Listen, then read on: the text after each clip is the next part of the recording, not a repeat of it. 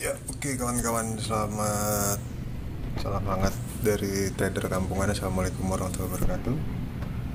Saat ini saya akan menjelaskan penggunaan indikator yang ada di handphone dan yang ada di PC sekaligus untuk kita melakukan open posisi scalping.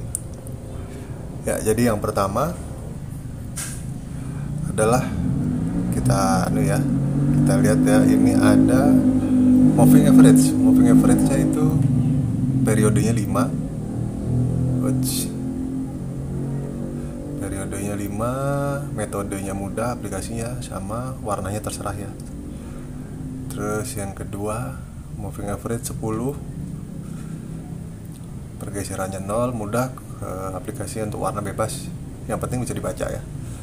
Habis itu sama Bollinger Band dengan periode 40, selisihnya 2000, pergeserannya 0, warnanya terserah. Selanjutnya untuk jendela indikator ada stochastic escalator, itu pakai periode 20. Untuk persentase K-nya, untuk persentase D-nya 33 ya. Bentar, kepencet ya. Dan perangnya 3.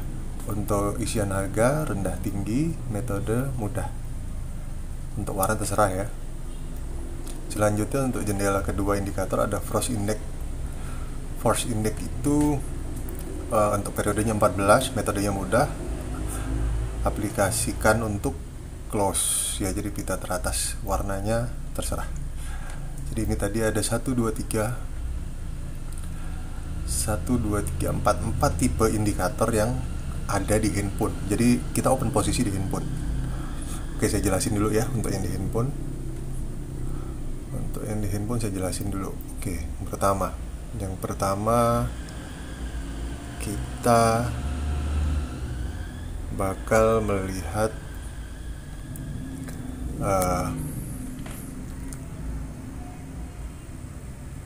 saya kasih contoh ya untuk di sini. Rajau ya. Misalnya kita mendapatkan sinyal sell seperti ini ya di atas ini. Untuk yang pertama MA kita itu MA510 itu sudah bersilang nih ya, di sini ya, sudah bersilang, itu yang pertama.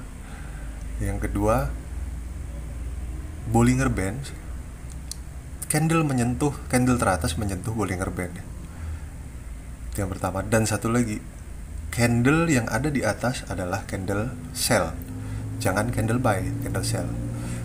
Nah, itu untuk Bollinger Band dan moving average 5 dan 10 ya. Selanjutnya untuk stochastic juga begitu. Di sini dia sudah ada di atas ini. Tandanya dia sudah lebih melewati regulasi, yaitu 10 dan 90. Dia sudah melewati 90 dan itu sudah dipastikan dia bakal turun. Selanjutnya Frost Index juga begitu. Ini ada di atas. Jadi kita untuk open posisi, yang pertama adalah kita lihat 4 indikator ini. Saya ulangin lagi. Jadi pada saat Bollinger Band, candle sudah menyentuh garis atas Bollinger Band dengan candle sell.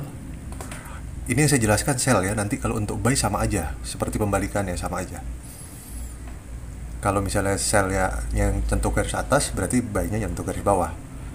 Cuman seperti itu aja nanti kebalikannya. Jadi sama moving average atau MA 5 dan 10 itu juga bersilangan nanti kalau memang di bawah ya, kalau untuk buy. Dan stochastic ini tadi dia memang sudah ada di atas. Selanjutnya force index itu ada di atas. Jadi di atas 0 ya, di atas rata-rata. Jadi itu sudah dipastikan bahwa kita berani untuk sell, strong sell. Begitu juga sebaliknya buy ya. Nah, selanjutnya kita lanjut ke indikator yang ada di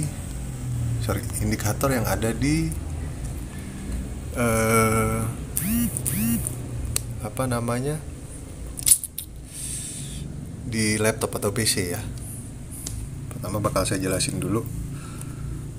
Ini adalah yang hijau ini.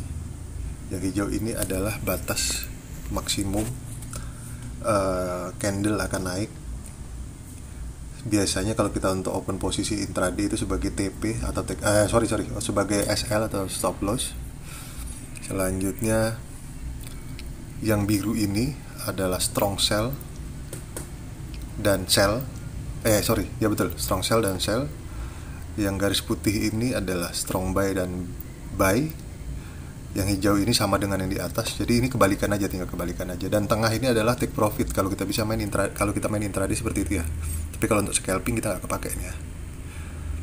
Oke, jadi pembacanya adalah seperti tadi, sudah dipastikan bahwa di indikator kita, keempat indikator handphone itu sudah menyatakan sell, dan kita lihat di sini juga di MA15. Jadi kita pakai 4 time frame, multi time frame. Jadi M1, M5,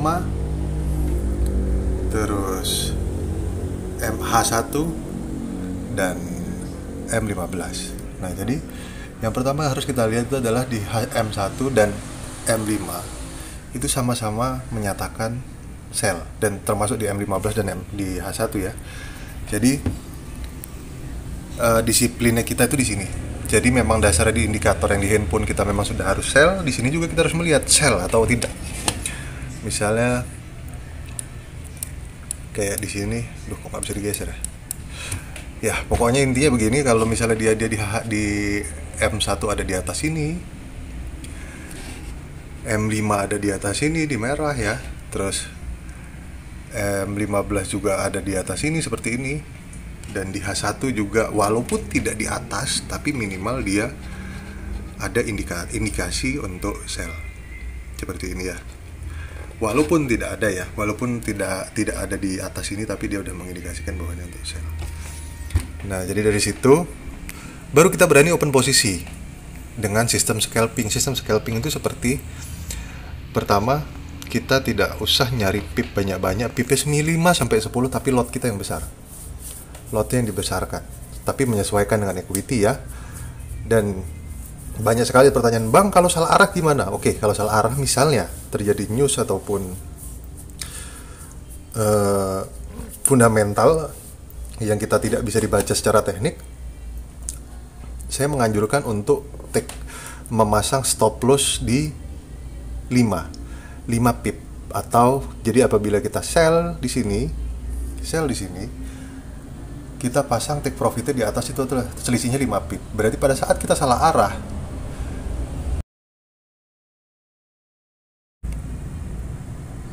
saya ulang. Apabila dia salah arah, kita nggak terlalu ngebuang uang banyak-banyak. Stop loss kita di 5 pip cuman ya.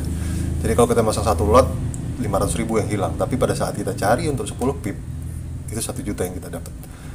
Jadi secara perhitungannya gitu. Nah, ini tadi ada yang tanya juga, Bang, ini sampai tembus sampai hijau, ada candle-nya tembusnya sampai hijau di atas katanya, gitu kan. Nah, itu rata-rata biasanya ada news ataupun ada fundamental yang nggak kita ketahui, gitu loh.